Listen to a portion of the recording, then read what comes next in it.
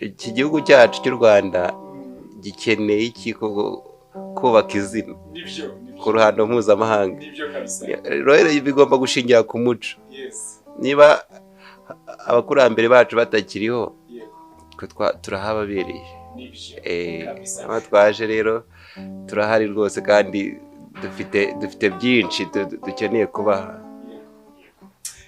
Urakoze cyane. Wabyumvise ati abakurambere bacu nubwo batagihari ariko abantu benshi cyane baririmbye zino ndirimbo mugenda musubiramo n'abantu bari bahari kera uyu munsi batagihari. Abanyarwanda bakunze umuziki wanyu n'ubu baracyawukunda, donc bakunze wa muziki wa kera wo twakunze twebwe twakuze twita ibisope cyangwa se zakarahanyuze. Abantu barabikunze n'uyu munsi baracyabikunda. Ubu niyo tugiye mu bukwe gucuranga mu bukwe usanga umusaza yifashe neza akurikiye ukabona ari kwibutsa bya bihe, kandi nako bikurura abato rero abakiri bato, ari nayo mpamvu nanjye nabijemo.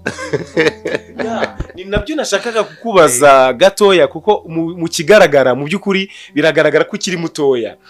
Ni iki cyatumye uba interesse ku muziki wa kera? Ni iki cyatumye wumva ukunze umuziki wa kera kugira ngo wumve ko nyine ari wo wakora yenda ntukore umuziki ugezweho ubu ngubu?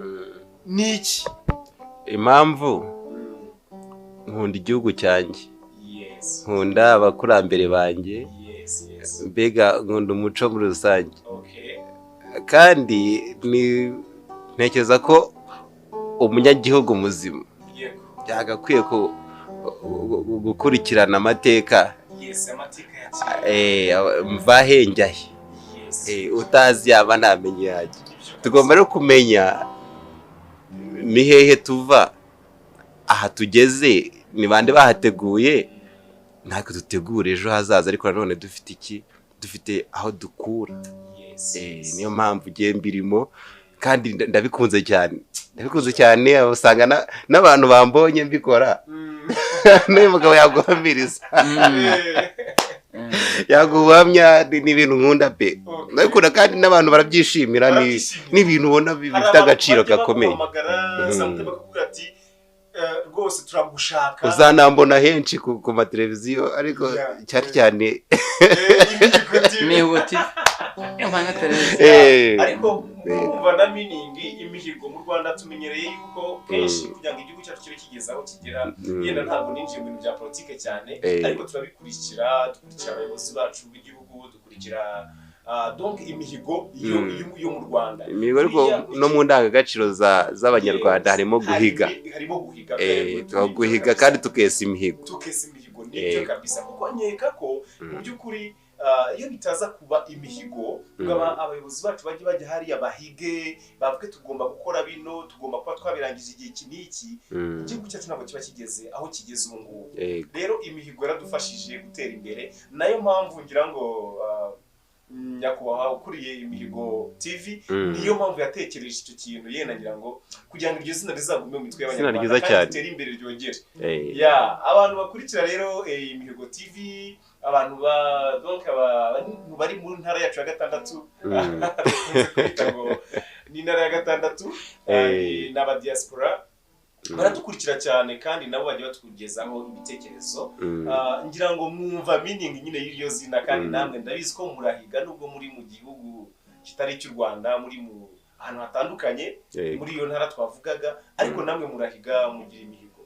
Nagira ngo rero uyu munsi ntabwo njyewe nza kwibanda, ntabwo ndi buze kuvuga cyane, ndabahereza umwanya kugira ngo muhereze live kabisa abantu bakurikiye Imihigo TV. Hanyuma turaza kugira umwanya ngenda nyuma wo gusezera no kuza kugira icyifuzo mutanga, ariko twabanje guhereza abadukurikiye umuziki bakeneye. Tugiye rero guhera ku ndirimbo yitwa Itahe n'ubusa, ni ya Nkuru Nziza.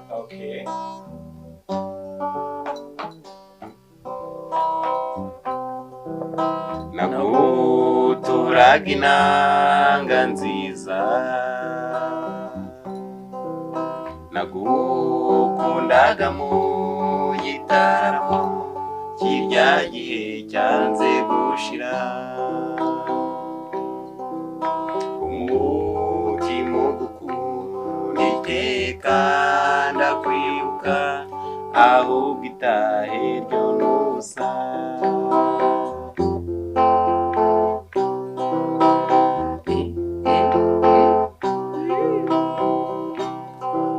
Mu ruganiriro duhuye